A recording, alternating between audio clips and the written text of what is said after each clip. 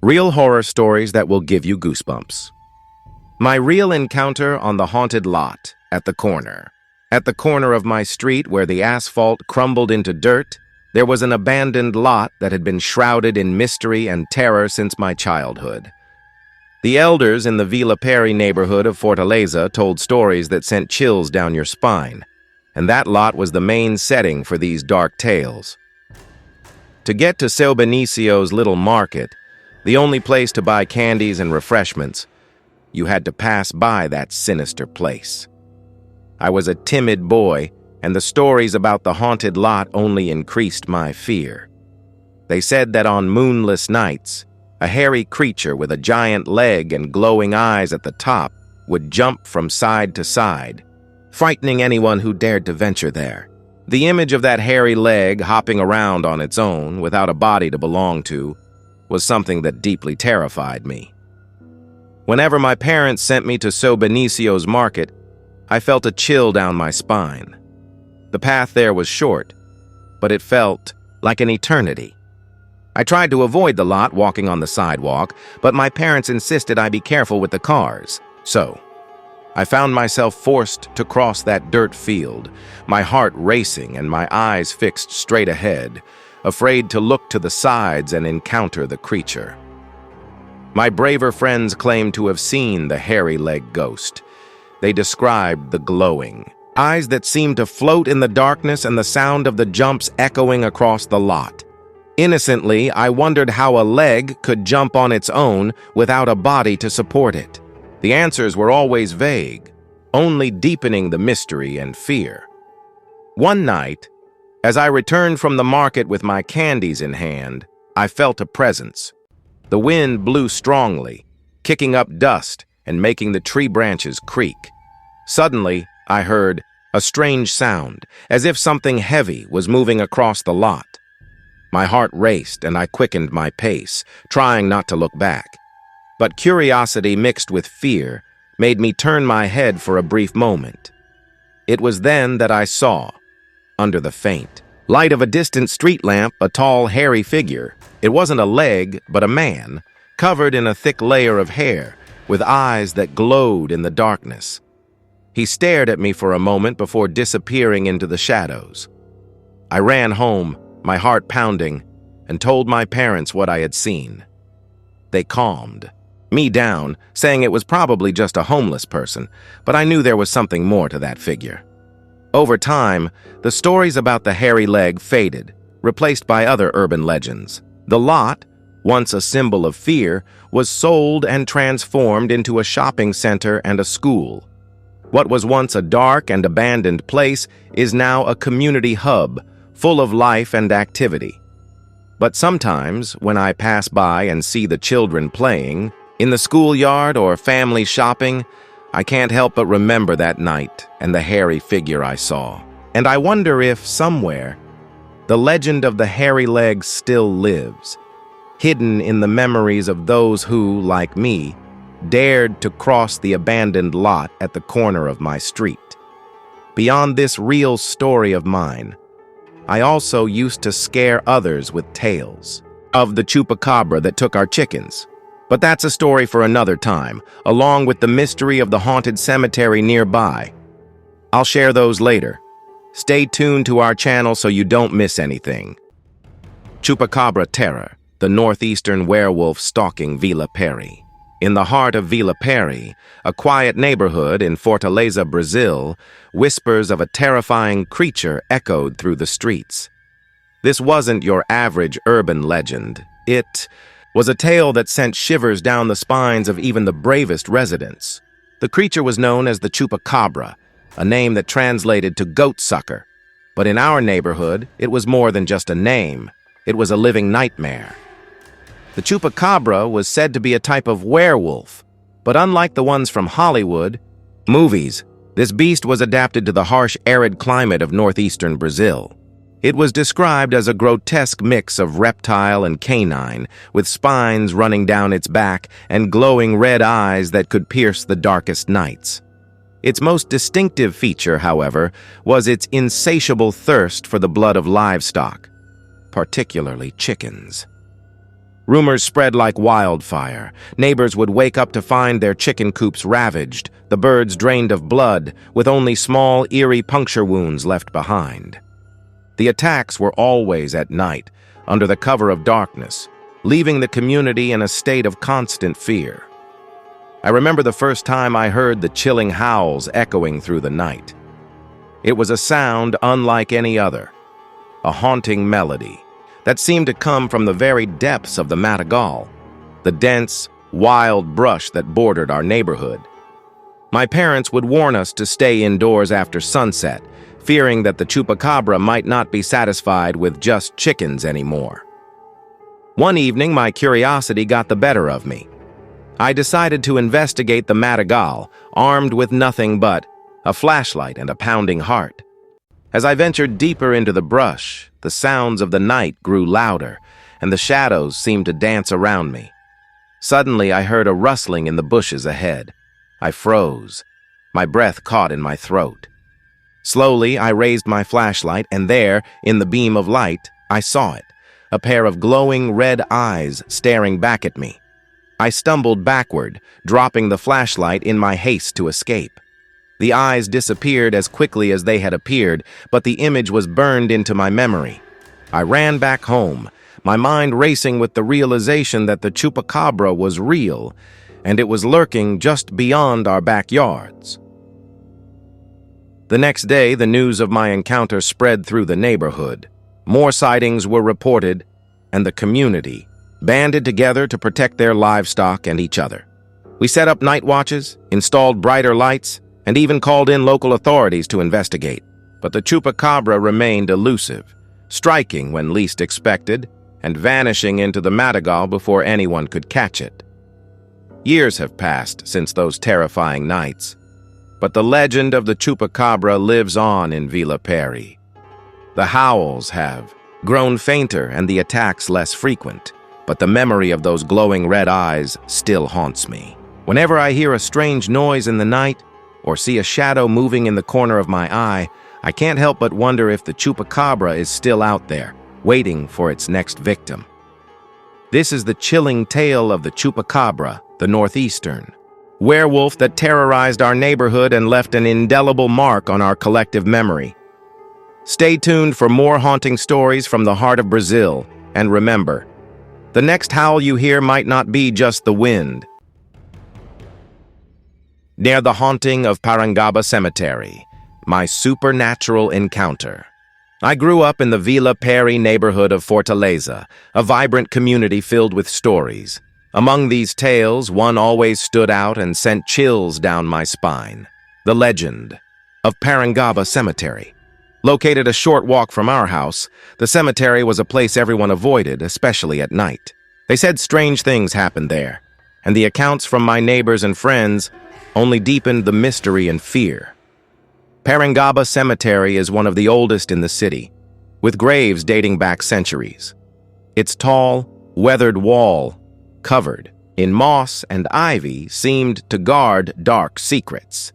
During the day, the place was peaceful, but at night, a heavy, oppressive atmosphere took over. Local residents told stories of shadows moving along the wall, whispers echoing in the wind, and an inexplicable feeling of being watched. My braver friends would often dare each other to pass by the cemetery after dark. I, always more cautious, preferred to avoid the place, especially alone. However, one night, curiosity and necessity led me to face my fears.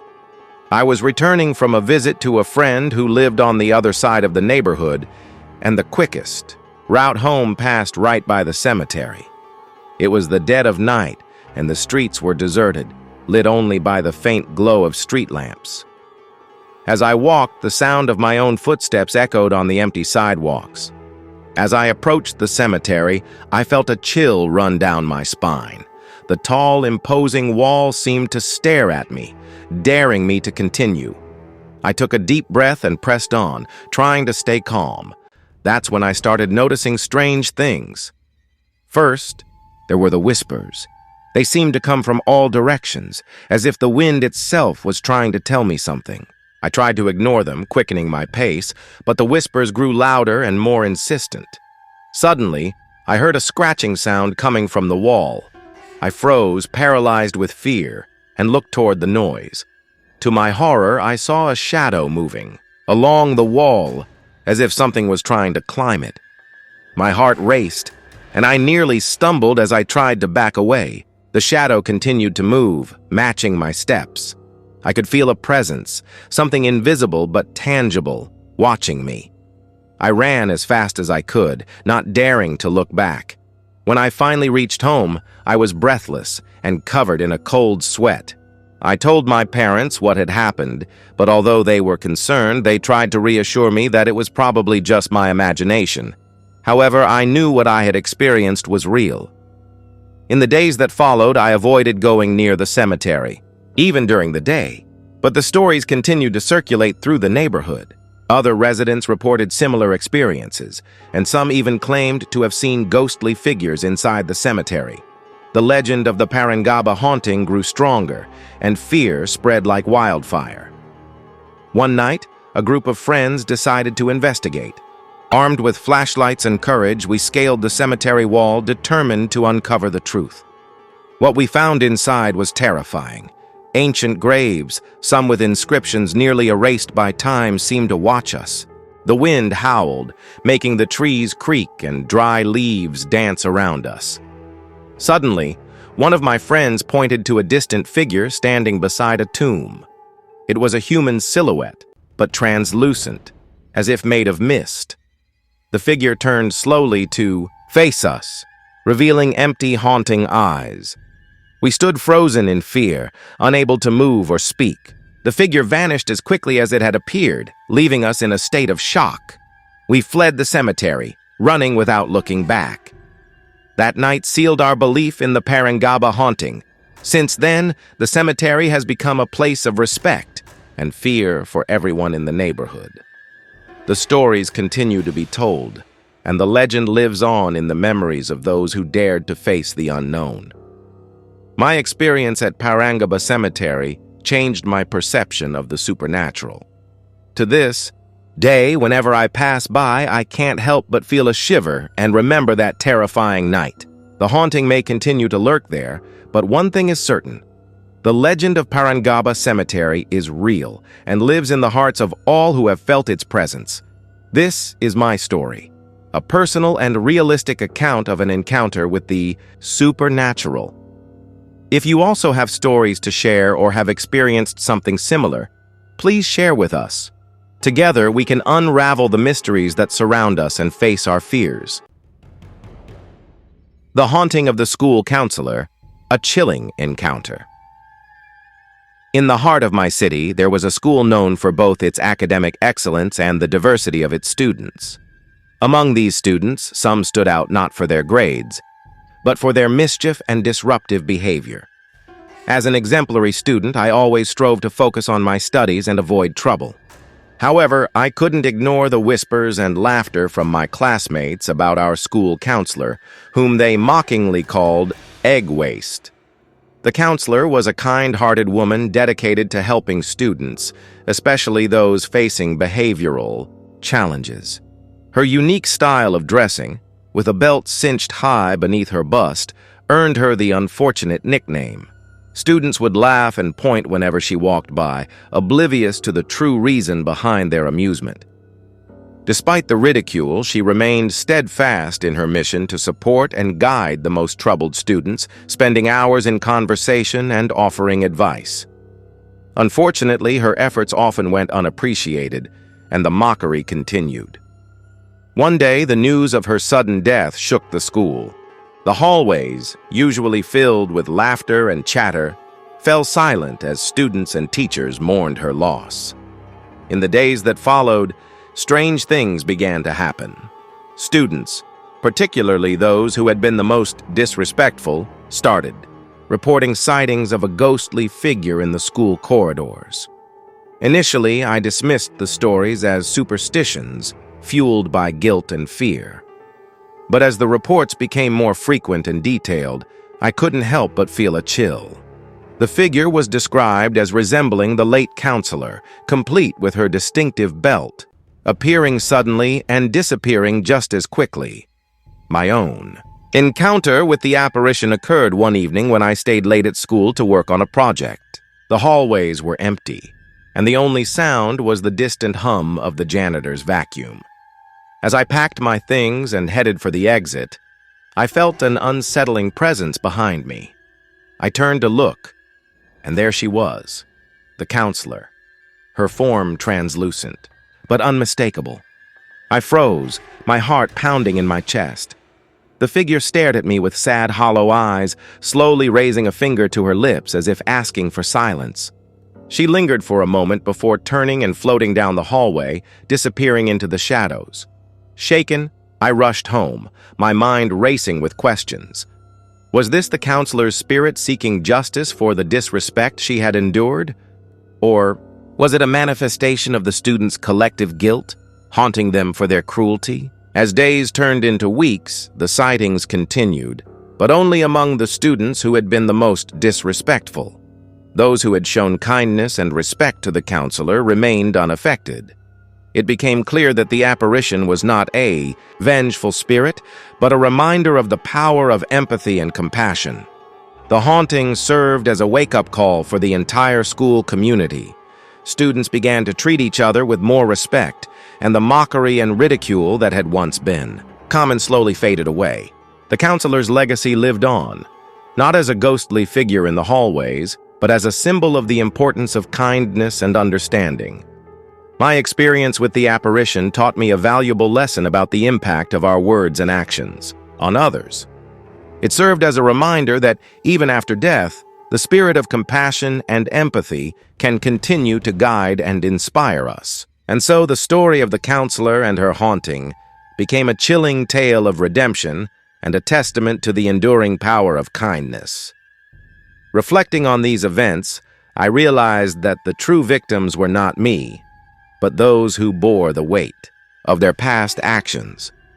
The counselor, in her spectral form, sought not vengeance but an opportunity to teach one final lesson, a lesson that would change the school forever. The mystery of the mansion, the elderly couple's house. In my neighborhood, there stood a grand and imposing house that always caught everyone's attention. With its tall windows and well-kept garden, the house seemed straight out of a fairy tale. It was home to an elderly couple, a grandfather and grandmother, known for their kindness and courtesy. They were beloved figures in the neighborhood, always ready to offer a smile or a kind word to passers-by. However, despite its apparent normalcy, the house held a mystery that intrigued everyone. The mansion, with its many rooms and spacious hallways, seemed the perfect place for a large family. Yet, the elderly couple's children never showed any interest in living there. They visited regularly, but always hurried to leave before nightfall. This behavior sparked the curiosity of the neighbors, who wondered what could be so strange about the house that even the couple's own children avoided. Its speculations were rife. Some said the house was haunted, with spirits roaming the halls at night. Others spoke of strange rituals performed by the elderly couple, who, despite their innocent appearance, harbored dark secrets. The truth, however, remained a mystery to all. One night, I decided to investigate for myself. Curiosity had gotten the better of me, and I could no longer ignore the stories and whispers circulating in the neighborhood. I waited until the street was deserted and cautiously approached the house. The lights were on, and I could see the silhouettes of the elderly couple moving through the rooms. They seemed different, almost unrecognizable, as if another personality had taken over. With my heart racing, I hid behind a tree in the garden and watched. Suddenly, I heard a strange sound coming from inside the house. It was a mix of chanting and whispering, a haunting melody that seemed to echo through the walls. Curiosity drove me closer, and that's when I saw something that left me breathless. Through the living room window, I saw the elderly couple performing a strange ritual. They stood around a table adorned with lit candles and objects I couldn't identify. Their faces were serious, almost solemn, as they chanted words in a language I had never heard before. It was as if they were invoking something, or someone, from the depths of the night. Startled, I backed away from the window and ran home, my heart pounding in my chest. That night I barely slept, haunted by the images I had witnessed. The next day, the neighborhood seemed the same as always, but I knew something was different. The mystery of the mansion had deepened and become even more frightening. Over time, rumors about the grand house continued to circulate, but no one dared to approach it at night. The elderly couple maintained their daily routine, always kind and courteous, but the shadow of mystery hung over them. Their children, meanwhile, never revealed the reason for their reluctance to live in the house, leaving the neighborhood with more questions than answers. My experience that night taught me that sometimes it's best to leave some mysteries unsolved. The grand house, with its secrets and strange rituals, remained an enigma to us all. And while curiosity still haunted me, I knew it was better to keep my distance and respect the mystery that surrounded it. The mansion, with its beauty and terror, stood as a symbol of all that we could not understand. And as life in the neighborhood went on, the grand house continued to guard its secrets, challenging us to uncover the truth hidden within its ancient and enigmatic walls.